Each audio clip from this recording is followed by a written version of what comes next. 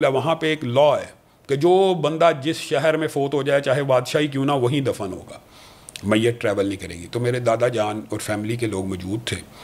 उन्होंने फिर उस वक़्त जो आज किंग है मलिक सलमान, उस वक़्त गवर्नर रियाज थे, अमीर थे रियाज के, तो उनसे दरख्वास्त की कि मेरे बेटे की ये ख्वाहिश थी कि वो जन्नतुल बकी में दफन हो जाए।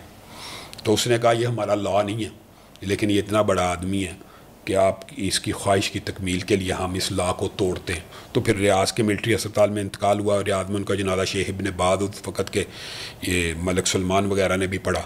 फिर दूसरा जनाजा उनका मस्जिद नबी में लाया गया और मस्जिद नबी में उनका जनाजा हुआ। और बैन अब्दुल मजीद नदीम साहब कहते हैं उनकी फ़ौतगी के बाद मैंने पूछा कहाँ कब्र है, जिस जगह पे वो बैठे दुआ कर रहे थे उसी जगह अल्लाह ताला ने इमाम मालिक, इमाम नाफे और इब्राहीम के दरमियान में उनकी कब्र बना दी और आज भी वहाँ पे कब्र है। अच्छा, दो हिस्से हैं बकी के, एक है बकी आम, एक है बकी ख़ास। बकी ख़ास में कभी किसी बंदे को ये एजाज़ हासिल होता है दफन, वो इलाका है जहाँ पे 10,000 साहबा की कब्रें।